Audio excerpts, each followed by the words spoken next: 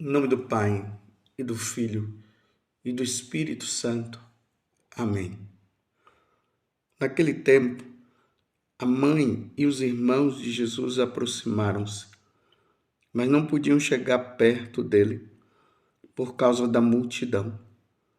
Então anunciaram a Jesus: tua mãe e teus irmãos estão aí fora e querem te ver. Jesus respondeu: minha mãe e meus irmãos são aqueles que ouvem a palavra de Deus e a põem em prática. Meus irmãos e minhas irmãs, estamos no Evangelho de São Lucas, capítulo 8, do versículo 19 até o 21. E Jesus está pregando, anunciando a boa nova do reino de Deus. E está ali sempre acompanhado de multidões. Mas aqui tem um detalhe importante. No momento em que Jesus está diante daquela multidão, anunciando a boa nova, eis que aparece Nossa Senhora e junto com ela os chamados irmãos de Jesus. E aqui surge uma questão. Nossa Senhora, então depois que ela deu à luz a nosso Senhor Jesus Cristo, então ela depois deu à luz a novos filhos. Por isso o texto, o Evangelho está dizendo, a mãe e os irmãos de Jesus aproximaram-se, mas não podiam chegar perto dele por causa da multidão. Então, Nossa Senhora teve outros filhos? Já deixo claro para vocês que não. Nossa Senhora não teve outros filhos, porque Nossa Senhora é o sacrário, aonde acolheu somente nosso Senhor Jesus Cristo. O sacrário que foi o corpo dela não poderia ser habitado por mais ninguém. Ela é a Imaculada Conceição. Como diz no Concílio de Trento, ali pelos anos de 1555, onde deixou definido o dogma da virgindade de Maria. Então, Nossa Senhora, ela é virgem antes do parto, no parto e após o parto. Nossa Senhora não concebeu outro filho a não ser Jesus Cristo, somente Jesus. Mas se ela não teve outros filhos, por que o texto, por que o Evangelho, em alguns momentos, falam que os irmãos de Jesus estavam ali? Os irmãos de Jesus vieram para perto dele. Por quê? Aqui uma coisa importante que nós precisamos saber. As duas línguas que Jesus falava, que era o hebraico e o aramaico, nestas duas línguas não se usava a palavra primo. Para os judeus, todos eram irmãos.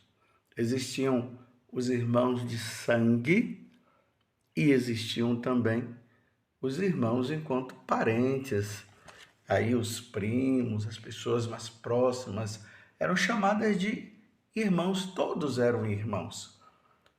E só os gregos falavam de irmãos, mas eles quiseram, na tradução, quando fizeram os escritos na língua grega, eles quiseram conservar a linguagem que os judeus usavam para os parentes mais próximos, que eram irmãos.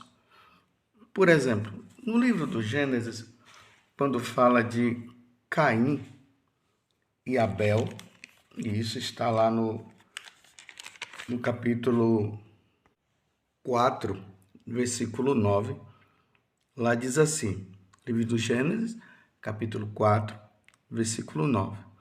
O Senhor disse a Caim: Onde está teu irmão Abel? Caim respondeu: Não sei. Sou porventura eu o guarda de meu irmão? Então aqui você vê bem claro que Caim e Abel, eles eram irmãos de sangue.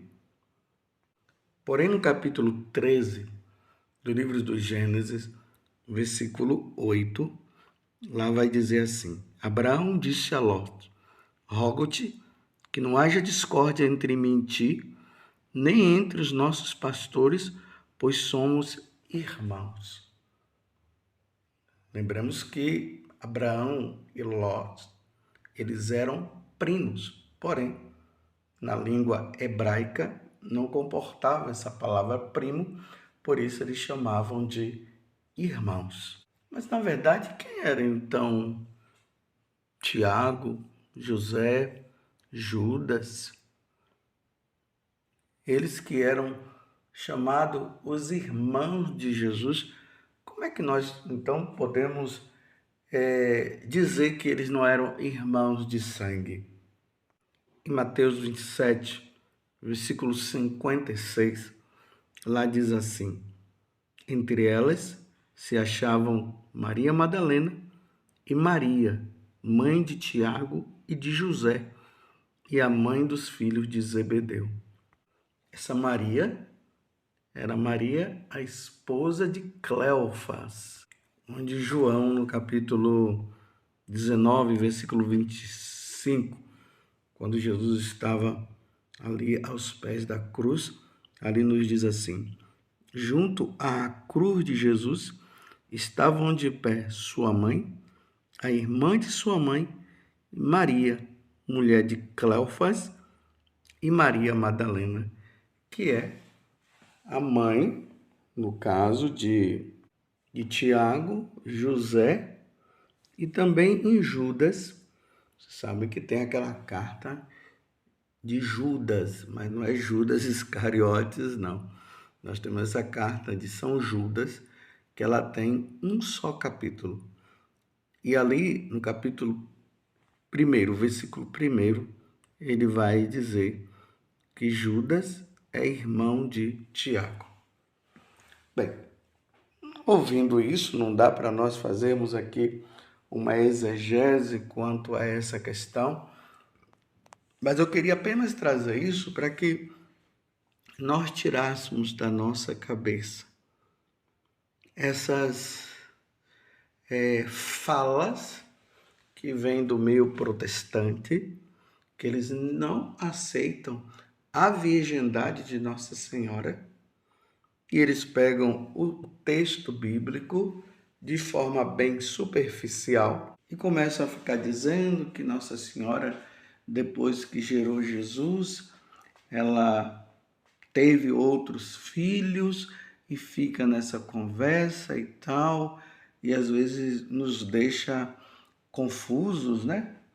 Eu digo nos deixa porque eu sou católico, você também é católico, mas para dizer assim, muitos católicos acabam ficando em dúvida porque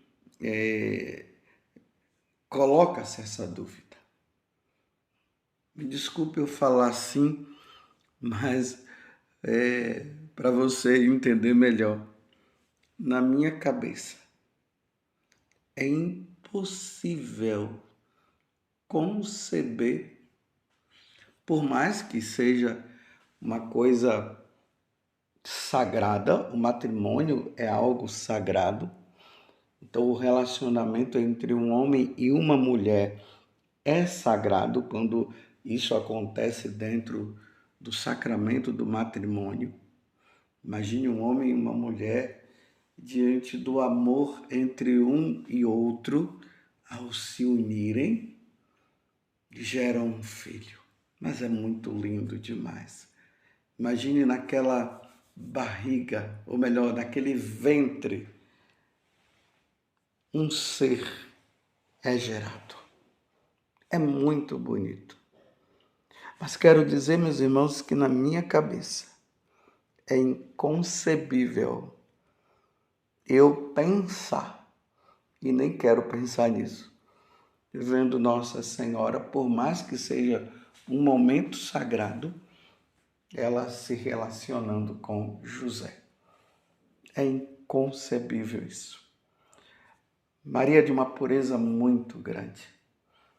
Deus não quis que Nossa Senhora tivesse outros filhos, a não ser nosso Senhor Jesus Cristo, o seu Filho primogênito, o seu Filho único. Agora, na cruz, Jesus nos deu como filhos de Maria, filhos espirituais, mas não filhos do sangue. Filho de sangue, só Jesus. Assim como Jesus foi gerado na eternidade pelo Pai, né? Na carne, Jesus foi gerado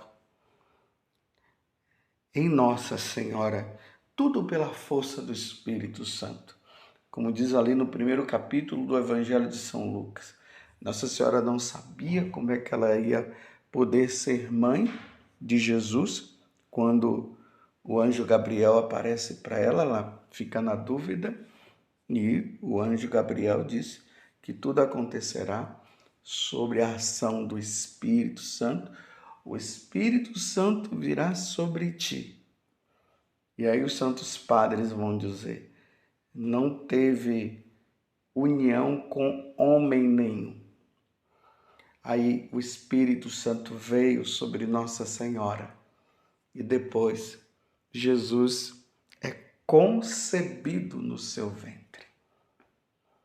E neste ventre não entrou outro ser.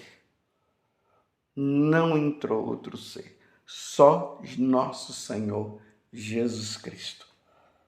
E aí, como ela era virgem, e eu não digo era, né? Eu não estou dizendo era porque depois ela deixou de ser. Estou dizendo, ela era virgem neste momento, como diz lá no profeta Isaías, no capítulo 7, uma virgem conceberá e dará à luz a um filho. Então, essa virgem concebe, continua virgem porque não teve relacionamento com homem nenhum. E depois, Jesus vai se desenvolvendo no ventre de Nossa Senhora. Até que chega o dia em que ela dá a luz. Esse momento em que Nossa Senhora dá a luz é um mistério. Ela dá a luz a Nosso Senhor e ela continua virgem. Os santos padres vão nos dizer isso claramente. Não houve rompimento nenhum. Jesus nasce e ela continua intacta. Que mistério maravilhoso, meus irmãos. Que coisa maravilhosa. E depois, agora, ela passa, claro, a ser mãe, cuida de Nosso Senhor, dá o leite para ele, cuida de Jesus, faz tudo. E depois, não acontece de Nossa Senhora ter relacionamento com José para gerar outros filhos. E vocês viram aqui alguns textos que eu trouxe na língua hebraica. Não se falava de primo, todos eram irmãos. Não existia isso para eles, mas para nós temos, né? Temos os irmãos de sangue e aquelas pessoas ali que são gerados pelos nossos parentes, nós chamamos eles de primos, mas para os hebreus, para os judeus, todos eram irmãos. Então, quando aqui no evangelho de hoje diz a mãe e os irmãos de Jesus, vocês veem que eles não dizem a mãe e os filhos de Nossa Senhora estão aí. Ele diz a mãe, a sua mãe, que é a mãe de Jesus, e os irmãos de Jesus aproximaram-se e nós já vimos aqui quem eram esses irmãos, esses parentes mais próximos de nosso Senhor Jesus Cristo. E aí, isso nos deixa mais claro para nós caminharmos sem ficarmos criando essas dúvidas dentro de nós, que Maria teve outros filhos, ela não teve. Nossa Senhora só teve Jesus Cristo, o nosso Rei, o nosso Salvador, o nosso Deus. Jesus, de natureza divina, é concebido no seio de Nossa Senhora e ali ele adquire a natureza humana. O Verbo divino se fez carne e habitou no meio de nós. Que coisa bonita, que coisa maravilhosa. Quando o Espírito Santo vem sobre Nossa Senhora, ali São Gabriel diz para Nossa Senhora: o poder do Altíssimo virá sobre ti e aquele que você conceber será chamado Filho de Deus. Que coisa maravilhosa essa graça de Nossa Senhora ter gerado nosso Senhor Jesus Cristo. Mas aqui eu quero me estender um pouquinho. Imagina as mulheres que têm essa graça de gerar, de conceber no ventre dela os filhos de Deus, os futuros filhos de Deus. Vivemos tempos difíceis, meus irmãos, e eu quero aproveitar este momento. Rezemos por todas as nações, rezemos pelo Brasil, essas situações de aborto que vai e que vem, é difícil. Mas quero dizer para vocês uma coisa. Nós católicos, jamais aceitaremos o aborto. Jamais. Porque o mandamento da lei de Deus é: não matarás. Quantas nações já chegaram a legalizar? Mas os católicos serão sempre contra. Lá no meio dos pagãos, aqueles que não acreditam em Deus, aqueles que não querem saber de Deus, se eles aceitam, vamos rezar para que a misericórdia de Deus, na medida que o tempo vai passando, essas pessoas se convertam, mudem de vida e entendam que isso não pode ser feito. Porque esse é um dos pecados que clamam a Deus. Quando uma mulher mata uma criança no seu ventre. Isso é um pecado. Se não houver arrependimento, é um pecado imperdoável.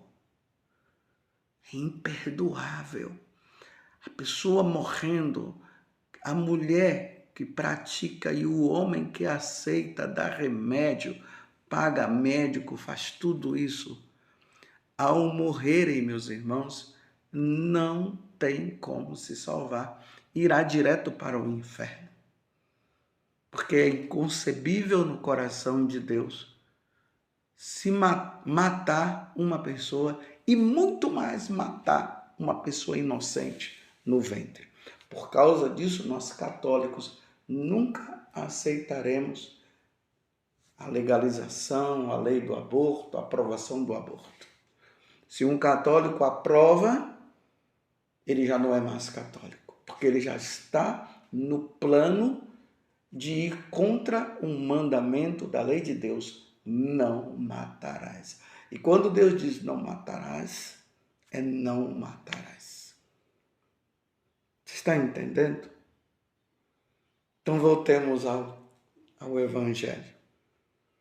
Nossa Senhora só teve Jesus, e aqui estão os parentes, e no final desse Evangelho, para completar, Jesus vai nos dizer o seguinte: minha mãe e meus irmãos são aqueles que ouvem a palavra de Deus e a põem em prática. Com Jesus se forma agora uma nova família, uma família espiritual. No batismo, nós nos tornamos filhos de Deus por adoção, porque Jesus é o Filho por excelência, ele é o primogênito. E depois, nós, quando morremos com Cristo no batismo e renascemos, aí nós renascemos como filhos de Deus, mas filhos adotivos por meio de nosso Senhor Jesus Cristo. E se o Evangelho está dizendo, Jesus se refere dizendo que os irmãos dele, a mãe dele, são todos aqueles que ouvem a palavra de Deus e a põem em prática, então, meus irmãos, vamos pôr em prática. Nós, católicos, jamais aceitaremos essa questão de aborto. Aí querem aliviar, dizendo que é uma interrupção da gravidez. Essa interrupção, na verdade, é matar mesmo a criança, mas ninguém usa esse nome e nós jamais iremos aceitar. Gravidez até o fim.